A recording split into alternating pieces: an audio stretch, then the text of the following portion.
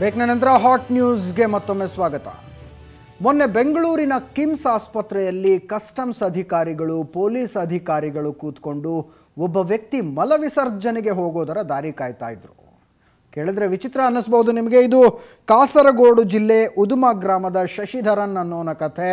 ಆತ ಇತ್ತೀಚೆಗೆ ಪ್ರವಾಸಿ ವೀಸಾ ಪಡೆದು ದುಬೈಗೆ ಹೋಗಿದ್ದ. ಆದರೆ ದುಬೈಯಿಂದ ಬರುವಾಗ ಚಿನ್ನದ ಕಳ್ಳ ಸಾಗಣೆ ಮಾಡೋದಕ್ಕೆ 430 ಗ್ರಾಂ ಚಿನ್ನದ 30 ಮಾತ್ರೆಗಳನ್ನು ನುಂಗಿಬಿಟ್ಟಿದ್ದ.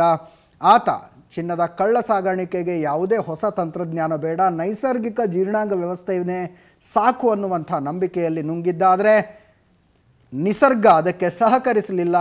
ವಾಪಸ್ಸೇನು ಸುರಕ್ಷಿತವಾಗಿ ವಿಮಾನ ನಿಲ್ದಾಣದಿಂದ ಹೊರಗೆ ಬಂದುಬಿಟ್ಟ. ಆದರೆ ನಂತರ ಹೊಟ್ಟೆ ನೋವು ಶುರುವಾಯಿತು. ನೋವು ತಾಳಿಕೊಳ್ಳಲಾರದೆ ಆಸ್ಪತ್ರೆಗೆ ದಾಖಲಾದ. ತಕ್ಷಣ ವೈದ್ಯರು ಪೊಲೀಸರಿಗೆ ಕಸ್ಟಮ್ಸ್ನವರಿಗೆ ಮಾಹಿತಿಯನ್ನು ಕೊಟ್ಟರು.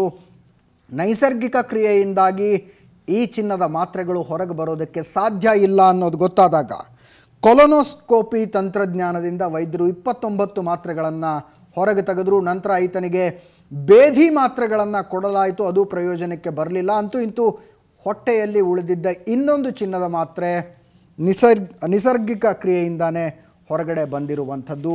ವಿಚಿತ್ರ ಆದರೂ ಸತ್ಯ ಆಗಿರುವಂಥ ಘಟನೆ ಇದು.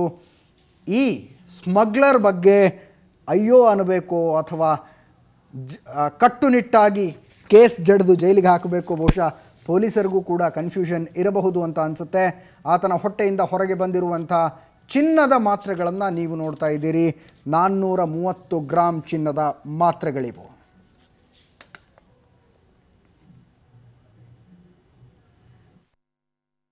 ಶಶಿಧರನ್ ಆ್ಯಕ್ಚುಲಿ ಆಸ್ಪತ್ರೆಗೆ ಬರುವಾಗ ಅವ್ರದ್ದು ಹೊಟ್ಟೆಯಲ್ಲಿ ನೋವು ಅಂತ ಹೇಳ್ಕೊಂಡೆ ಬಂದಿದ್ದು. ಬೇರೆ ಬಂದ ನಂತರ ನಮ್ಮ ಡಾಕ್ಟರ್ ಹತ್ರ ಅವರು ಚಿನ್ನದ ಗುಳಿಗೆಗಳು ನುಂಗಿದ್ರಿಂದ ಅದು ಹೊರಗೆ ಬರೆದಿದ್ದರಿಂದ ನೋವು ಅಂತ ಅಂದದ್ರಿಂದ ಅವರನ್ನು ಇನ್ವೆಸ್ಟಿಗೇಟ್ ಮಾಡಬೇಕಾಯಿತು. ಇನ್ವೆಸ್ಟಿಗೇಷನ್ ಮಾಡುವಾಗ ನಾವು ಪೊಲೀಸರಿಗೆ ಹೇಳಲೇಬೇಕಿತ್ತು, ಯಾಕಂದರೆ ಅದು ಚಿನ್ನ ಸ್ಮಗಲ್ ಮಾಡಿದ ಒಂದು ಕೇಸ್ ಆದದ್ರಿಂದ. ಪೊಲೀಸರಿಗೆ ಹೇಳಿದ್ದನ್ನು ಪೊಲೀಸರು ಕಸ್ಟಮ್ಸಿನವ್ರಿಗೆ ಹೇಳಿದರು. ಆದ್ದರಿಂದ ಕಸ್ಟಮ್ಸಿನವರಿಗೆ ಹ್ಯಾಂಡ್ ಓವರ್ ಮಾಡಿದರು. ನಾವು ಫಸ್ಟ್ 2 ದಿನಗಳಲ್ಲಿ ಅವನು ನ್ಯಾಚುರಲಿ ಹೊರಗೆ ಹಾಕ್ತಾನೆ ಅಂಥೇಳಿ ನಾವು ಕಾಯ್ತಾನೆ ಇದ್ವಿ. ಅವನಿಗೆ ಲ್ಯಾಕ್ಸೆಟಿವ್ಸ್ ಕೊಟ್ವಿ, ಎನಿಮಾ ಕೊಟ್ವಿ, ಏನು ಕೊಟ್ಟರು ಅದು ಚಿನ್ನದ ಗುಳಿಗೆಗಳು ಹೊರಗೆ ಬರದೇ ಇದ್ದದ್ರಿಂದ.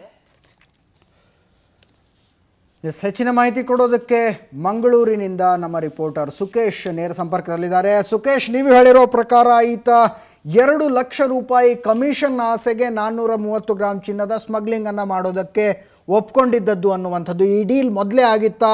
ಚಿನ್ನ ತರೋದಕ್ಕೆ ಅಂತಾನೆ ಈತ ಪ್ರವಾಸಿ ವೀಸಾ ತಗೊಂಡು ದುಬೈಗೆ ಹೋಗಿದ್ನ ಹೇಗೆ? ಈತ ಕೆಲವೇ ದಿನಗಳ ಹಿಂದೆ ಈತ ದುಬೈಗೆ ಹೋಗಿದ್ದ. ಮತ್ತು ಕಾಸರಗೋಡಿನ ವ್ಯಕ್ತಿಯೊಬ್ಬರಿಗೆ ಒಂದು ಇದು ಡೀಲ್ ಆಗಿದೆ ಅನ್ನೋದು ಕೂಡ KMC ವೈದ್ಯರ ಮೂಲಗಳು ಹೇಳ್ತಾ ಇವೆ. ಆತ ಈ 30 ಟ್ಯಾಬ್ಲೆಟ್ಗಳನ್ನು ಏನು ಸಾಗಣೆ ಮಾಡುವ ನಂತರ, ಯಶಸ್ವಿಯಾದ ನಂತರ ಆತನಿಗೆ ಈ ಒಂದು ಹಣದ ಮೊತ್ತ ಟ್ರಾನ್ಸ್ಫರ್ ಆಗಲಿಕ್ಕಿತ್ತು. ಆದರೆ ಆತ ಬೇದಿಯಿಂದ ಈ ಒಂದು ಮಾತ್ರೆಗಳು ಹೊರಬರದ ಹಿನ್ನೆಲೆಯಲ್ಲಿ ಹೊಟ್ಟೆ ನೋವು ಬಂತು. ಅದರಿಂದ ಆತಂಕಗೊಂಡ ಆತ KMC ಆಸ್ಪತ್ರೆಗೆ ದಾಖಲಾದ ತಕ್ಷಣ ಅವನಿಗೆ ಏನು ಪೊಲೀಸರಿಗೆ ಮಾಹಿತಿ ಕೊಡಬೇಕಾದ್ದು ಒಂದು ಮೂಲ ಕರ್ತವ್ಯ ಇತ್ತು ಆಸ್ಪತ್ರೆಯ. ಸೊ ಪೊಲೀಸರಿಗೆ ಮಾಹಿತಿ ಹೋಯಿತು. ಆ ನಂತರ ಪೊಲೀಸರ ಮೂಲಕ ಕಸ್ಟಮ್ಸ್ ಅಧಿಕಾರಿಗಳಿಗೆ ಕೂಡ ಈ ಒಂದು ಮಾಹಿತಿ ಹೋಯಿತು. ಏರ್ಪೋರ್ಟಿಂದ ಯಶಸ್ವಿಯಾಗಿ ತಪ್ಪಿಸಿಕೊಂಡ ಆರೋಪಿ ಆಸ್ಪತ್ರೆಯ ಮೂಲಕ ಸಿಕ್ಕಾಕೊಂಡು ಇದೀಗ ಆತ 30 ಮಾತ್ರೆಗಳನ್ನು ಹೊರಬಂದ ನಂತರ ಇದೀಗ ಕಸ್ಟಮ್ಸ್ ಇಲಾಖೆಯ ಒಂದು ಸುಕೇಶ್, ಈ ಮಾತ್ರೆಗಳನ್ನು ಆತ ಯಾರಿಗೆ ತಲುಪಿಸಬೇಕಾಗಿತ್ತು? ಅವರು ಟ್ರೇಸ್ ಆಗಿದ್ದಾರಾ? ಅವರ ಮೇಲೆ ಪ್ರಕರಣ ದಾಖಲಾಗಿದೆಯಾ? ಅರೆಸ್ಟ್ ಆಗಿದ್ದಾರಾ? ಹೇಗೆ? ಯಾರಿಗೆ ತಲುಪಿಸಬೇಕಾಗಿತ್ತು ಇವನು ಮಾತ್ರೆಗಳನ್ನು?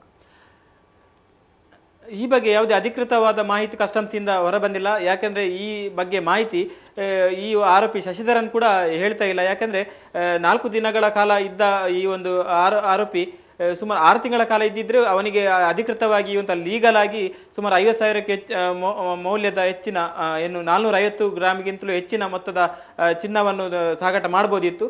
ಆದರೆ ಇದೀಗ 430 ಗ್ರಾಮ್ ಆದ್ದರಿಂದಾಗಿ ಈ ದೊಡ್ಡ ಮಟ್ಟದ ಕೇಸ್ ಕೂಡ ಅವನಿಗೆ ಮೇಲೆ ಜಡಿಲಿಕ್ಕೆ ಸಾಧ್ಯ ಇಲ್ಲ ಎನ್ನುವುದು ಕೂಡ ಕಸ್ಟಮ್ಸ್ ಅಧಿಕಾರಿಗಳ ಒಂದು ವಾದ. ಹೀಗೆ ಒಂದು ಇಕ್ಕಟ್ಟಿನಲ್ಲಿ ಸಿಲುಕಿಕೊಂಡಿದ್ದಾರೆ. ಜೊತೆಗೆ ಒಂದು ಕಡೆಯಿಂದ ಕಮಿಷನ್ ಕೂಡ ಕಳೆದುಕೊಂಡಿರುವ ಈತನ ಮೇಲೆ ಪೆನಾಲ್ಟಿ ಹಾಕುವ ಸಾಧ್ಯತೆಗಳು ಕೂಡ ಇದೆ. ಈ ಬಗ್ಗೆ ಧನ್ಯವಾದಗಳು ನಿಮ್ಮ ಎಲ್ಲ ಮಾಹಿತಿಗಾಗಿ. ಒಂದು ಮಾಡೋದಕ್ಕೆ ಹೋಗಿ ಇನ್ನೊಂದು ಆಗೋದು ಅಂದರೆ ಬಹುಶಃ ಇದಕ್ಕೆ ಅಂತ ಅನಿಸುತ್ತೆ. ಹಾಟ್ ನ್ಯೂಸ್ನ ಕೊನೆಯ ಭಾಗಕ್ಕೆ ಬರ್ತಾ ಇದ್ದೀವಿ. ಕೊನೆಯ ಭಾಗದಲ್ಲಿ ಯಥಾ ಪ್ರಕಾರ ಆ ಕ್ಷಣ ವಿಶೇಷ ಸೆಗ್ಮೆಂಟ್. ರೌಡಿ ಶೂಟರ್ ಮುನ್ನಾನನ್ನು ಅರೆಸ್ಟ್ ಮಾಡೋದಕ್ಕೆ ಹೋಗಿ ಮಲ್ಲಿಕಾರ್ಜುನ ಬಂಡೆ ತಮ್ಮ ಪ್ರಾಣವನ್ನೇ ಕೊಡಬೇಕಾದಂಥ ಸಂದರ್ಭ ಬಂತು. ಇದೇ ರೀತಿಯ ಪರಿಸ್ಥಿತಿಗಳನ್ನು ಎದುರಿಸಿದ ಪೊಲೀಸ್ ಅಧಿಕಾರಿಗಳ ಕಥೆಗಳನ್ನು ನಾವು ಬೆನ್ನು ಹತ್ಕೊಂಡು ಹೋದ್ವಿ. ಇನ್ಸ್ಪೆಕ್ಟರ್ಗಳು ಹೇಗೆ ರೌಡಿಗಳನ್ನು ಅಟ್ಯಾಕ್ ಮಾಡುವಂಥ ಸಂದರ್ಭದಲ್ಲಿ, ಅವರನ್ನು ಅರೆಸ್ಟ್ ಮಾಡೋದಕ್ಕೆ ಹೋಗುವಂಥ ಸಂದರ್ಭದಲ್ಲಿ ಪ್ರಾಣಕ್ಕೆ ಅಪಾಯವನ್ನು ಎದುರಿಸ್ತಾರೆ ಮತ್ತು ಆ ಅಪಾಯವನ್ನು ಎದುರಿಸುವ ಸಂದರ್ಭದಲ್ಲಿ ಚಾಕಚಕ್ಯತೆಯಿಂದ ತಮ್ಮ ಸರ್ವಿಸ್ ರಿವಾಲ್ವರನ್ನು ಬಳಸಿ ಗುಂಡು ಹಾರಿಸಿ ಆರೋಪಿಗಳನ್ನು ಹಿಡಿಯೋದು ಮಾತ್ರ ಅಲ್ಲ, ತಮ್ಮ ಪ್ರಾಣವನ್ನು, ಜೊತೆಗಿದ್ದವರ ಪ್ರಾಣವನ್ನು ಉಳಿಸಿಕೊಳ್ತಾರೆ ಅನ್ನೋದಕ್ಕೆ ಸಂಬಂಧಪಟ್ಟಂಥ ಒಂದು ವಿಶೇಷ ಸರಣಿಯನ್ನು ನಾವು ಮಾಡ್ತಾ ಇದ್ದೀವಿ. ಆ ಕ್ಷಣ ಅನ್ನೋ ಹೆಸರಿನಲ್ಲಿ ಇವತ್ತಿನ ಆ ಕ್ಷಣದಲ್ಲಿ ಅತ್ಯಂತ ರೋಚಕವಾಗಿರುವಂಥ ಒಂದು ಕಥೆ ಇದೆ. ಇದು ಯಾವ ಅಧಿಕಾರಿಯ ಕಥೆ, ಯಾರಿಗೆ ಗುಂಡು ಹಾರಿಸಿದ ಕಥೆ, ಅವಕ್ಕೆಲ್ಲ ಉತ್ತರ ಈ ವರದಿಯಲ್ಲಿ.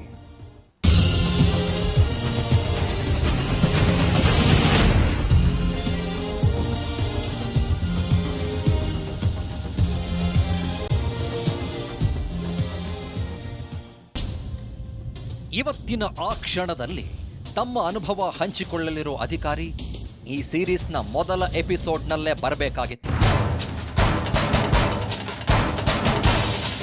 ಆದರೆ 10 ಜನ ಕ್ರಿಮಿನಲ್ಗಳನ್ನ ಹಿಡಿದು ನ್ಯಾಯಾಲಯದ ಎದುರು ನಿಲ್ಲಿಸೋದು ಒಂದೇ, ಇವರೊಬ್ಬರನ್ನ ಕ್ಯಾಮ್ರಾದ ಎದುರು ನಿಲ್ಲಿಸೋದು ಒಂದೇ. ಆದರೂ ಛಲ ಬೆಳೆದ ನಮ್ಮ ರಿಪೋರ್ಟರ್ಗಳು ಹಿರಿಯ ಅಧಿಕಾರಿಗಳ ಒಪ್ಪಿಗೆ ಪಡೆದು ಲಿಖಿತ ಅನುಮತಿಯನ್ನ ಕೊಡಿಸಿ ಕಾಡಿ ಬೇಡಿ ಇದೊಂದು ಕಥೆ ಹೇಳಿಸಿದ್ದಾರೆ. ಹಿಯರ್ ಈಸ್ ಸೂಪರ್ ಕಾಪ್ ಉಮೇಶ್.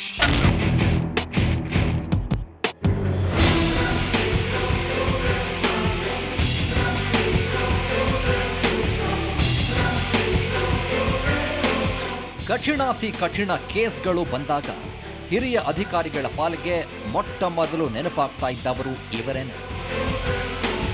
ಇತ್ತೀಚೆಗೆ ಪ್ರಮೋಷನ್ ಪಡೆದು ACP ಆಗಿದ್ದಾರೆ ಮತ್ತು ಒಂದು ನಾನ್ ಎಕ್ಸಿಕ್ಯೂಟಿವ್ ಹುದ್ದೆಯಲ್ಲಿ ತಮ್ಮ ಚಾಕಚಕ್ಯತೆಗೆ ಸಂಬಂಧವಿಲ್ಲದ ಕೆಲಸ ಮಾಡ್ತಿದ್ದಾರೆ. ಆ ವಿಷಯ ಬೇರೆ. ಇವರು ಮಾತಿಗೆ ಕೂತ್ಕೊಂಡ್ರೆ ಹೊಸ ತಲೆಮಾರಿನ ಬೆಂಗಳೂರು ಅಂಡರ್ವರ್ಲ್ಡ್ ಬಗ್ಗೆ 100 ಕತೆ ಹೇಳಬಲ್ಲರು.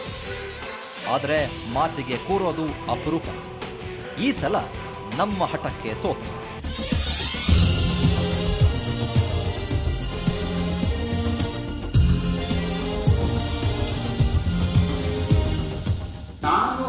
ನಾನು ನೋಡಿದಂಥ ನನ್ನ ಸರ್ವಿಸಲ್ಲಿ ಇದುವರೆಗೂ ನೋಡಿದಂಥ ಅತ್ಯಂತ ಮಹಾ ಚಾಣಾಕ್ಷ ಟೆರರ್ ನಮ್ಮ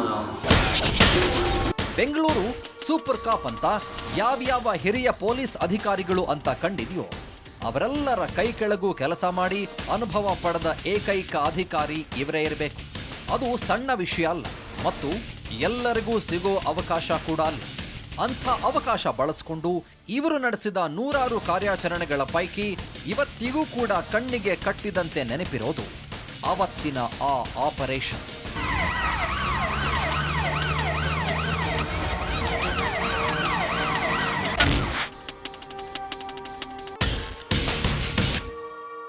ಕಳೆದ ದಶಕದ ಉತ್ತರಾರ್ಧದಲ್ಲಿ ಬೆಂಗಳೂರೇ ಒಂದು ಹೆಸರು ಕೇಳಿದ್ರೆ ಬೆಚ್ಚಿ ಬೀಳ್ತಾ ಇತ್ತು.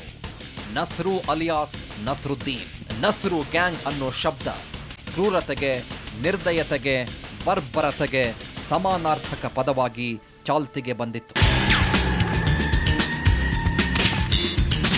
ನಾನು ನೋಡಿದಂಥ ಒಂದು 25 ವರ್ಷದಲ್ಲಿ ಅತ್ಯಂತ ಕ್ರೂರವಾಗಿ ಮತ್ತು ಅತ್ಯಂತ ವೇಗವಾಗಿ, ಆಮೇಲೆ ಯಾರನ್ನೂ ಕೇರ್ ಮಾಡದೆ, ಕಾನೂನು ಪೊಲೀಸವರು ಏನೂ ಕೇರ್ ಮಾಡದೆ ಮಾಡ್ತಾ ಇರ್ತಕ್ಕಂಥ ಒಂದು ಗ್ಯಾಂಗ್ ಅಂದರೆ ನಟೋರಿಯಸ್ ಗ್ಯಾಂಗ್.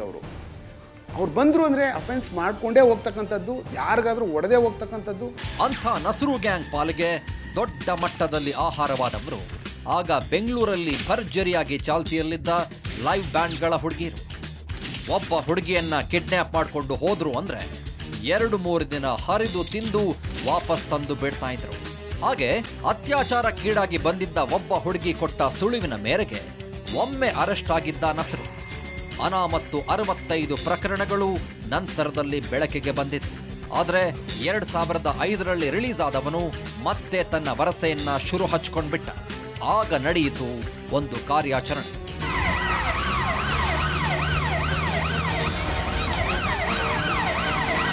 ಆನೆಕಲ್ಲಿಲ್ಲಿ ಇದ್ದಾನೆ, ಆನೆಕಲ್ಲಿಂದ ಬರ್ತಾ ಇದ್ದಾನೆ, ಹೋಗ್ತಾ ಇದ್ದಾನೆ ಅಂತ ಮಾಹಿತಿ ನಮ್ಗೆ ಗೊತ್ತಾಗ್ತದೆ. ಅಲ್ಲಿ ಹೋಗಿ ಹೇಗೆ ಪತ್ತೆ ಮಾಡ್ತಕ್ಕಂಥ ಒಂದು ಕಾರ್ಯಾಚರಣೆ ರೂಪಿಸ್ತೀವಿ ನಾವು. ಮತ್ತು ಅವನು ನಮ್ಗೆ ಹೆಂಗೆ ಅಟ್ಯಾಕ್ ಮಾಡ್ತಾನೆ ಅಂತಲೂ ಸಹ ಡಿಸ್ಕಸ್ ಮಾಡ್ತೀವಿ. ಮತ್ತು ಅವನ ಹತ್ರ ಒಂದು ವೆಪನ್ ಇದೆ ಅಂತಲೂ ಸಹ ನಮ್ಗೆ ಗೊತ್ತಾಗಿತ್ತು. ಮತ್ತು ಅವನು ಅವ್ನು ಹಿಡೀಕ್ಕೆ ಹೋದಾಗ 100ಕ್ಕೆ 100ರಷ್ಟು ಅಟ್ಯಾಕ್ ಮಾಡ್ತಾನೆ, ಹಾಗೆ ಅವನು ಸರೆಂಡರ್ ಆಗಲ್ಲ ಅನ್ನೋ ಒಂದು ಮಾಹಿತಿನೂ ಸಹ ನಮ್ಗೆ ಗೊತ್ತಿತ್ತು. ಮಾಹಿತಿ ಖಚಿತ ಆದಮೇಲೆ ಕಾರ್ಯಾಚರಣೆ ಹೇಗೆ ನಡಿಬೇಕು ಅನ್ನೋದರ ಚರ್ಚೆ ಆಯಿತು. ಆನೇಕಲ್ನ ವೀವರ್ಸ್ ಕಾಲೋನಿಯಲ್ಲಿ ನಸ್ರು ಅಂಡ್ ಗ್ಯಾಂಗ್ ಇರ್ತಾ ಇದ್ದ ಮನೆ ಗುರುತಿಸಲ್ಪಡ್ತು. ಮಧ್ಯರಾತ್ರಿ ಹೋಗಿ ಬಾಗಿಲು ಬಡಿದು ಸರೆಂಡರ್ ಆಗುವಂತ ಹೇಳೋ ನಿರ್ಧಾರಕ್ಕೆ ಬರಲಾಯಿತು. ಟೀಮ್ ಫಾರ್ಮೇಷನ್ ಮಾಡಿಕೊಂಡು ಕಾನ್ಸ್ಟೇಬಲ್ಸ್ ಎಲ್ಲಿರಬೇಕು, ವೆಪನ್ ಎಲ್ಲಿರಬೇಕು, ಹೇಗೆ ಹೋಗ್ಬೇಕು ನಾವು ಅವನಿಗೆ ಅಂಥೇಳಿ ಒಳಗಡೆ ಹೋಗಿ ಅವನಿಗೆ ಏಳಿಸ್ಬೇಕು. ಫಸ್ಟು ಏಳಿಸಿ ಅವನನ್ನು ಮಾತಾಡಿಸಿ ಅವನನ್ನು ಫ್ಲೋರಲ್ಲಿ ಮಲಗು ಅಂತ ಹೇಳಬೇಕು. ಅವನು ಎದ್ದಾದ್ಮೇಲೆ ನಾವು ಒಳಗಡೆ ಹೋಗಿ ಅವ್ನು ಹಿಡ್ಕೋಬೇಕು ಅಂತ ಪ್ಲ್ಯಾನು. ಈಗ ಮಾಡೋಣ ಸರ್, ಇಲ್ಲ ಅಂದರೆ ಅವನು ಅಟ್ಯಾಕ್ ಮಾಡ್ತಾನೆ ಅಂತ ಒಂದು ನಡೀತು. ತಾನೊಂದು ಬಗೆದ್ರೆ ದೈವವೊಂದು ಬಗೆಯಿತು. ಇವರು ಹೊರಗೆ ನಿಂತು ನಿನ್ನ ಮನೆಯನ್ನ ಸುತ್ತುವರೆದಿದ್ದೇವೆ, ಸರೆಂಡರ್ ಆಗುವಂದ್ರು.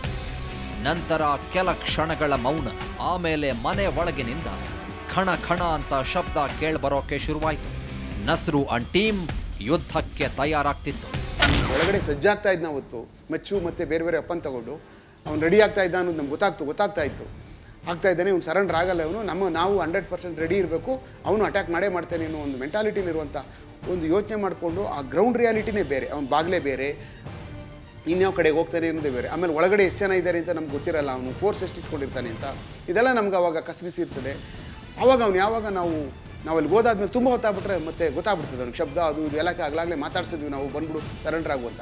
ತಕ್ಷಣ ಅವನು ಇಮಿಡಿಯೇಟಾಗಿ ಬಂದು ಎತ್ತಿ ಅವ್ನು ಬರ್ತಾ ಇರ್ಬೇಕಾದಾಗೆ ಅವ್ನು ಲಾಂಗು ಅವನು ಭಾಳ 5.75 ಅಡಿ 6 ಅಡಿ ಇದ್ದಾನೆ. ಅವನು ಎತ್ಕೊಂಡು ಬಂದು ಒಂದು ಒಡಿಗೆ ಬಂದ ತಕ್ಷಣವೇ ಅವನು ನಮ್ಮ ರತ್ನಾಕರ್ ಶೆಟ್ಟಿ ಕಂಪ್ಲೀಟ್ ಅವ್ನು ಕಟ್ಟಾಗುತ್ತೆ. ಇವರು ಏನೇ ಬಂದರೂ ಎದುರಿಸೋದಕ್ಕೆ ಸಿದ್ಧವಾಗಿದ್ರು ನಿಜ. ಆದರೆ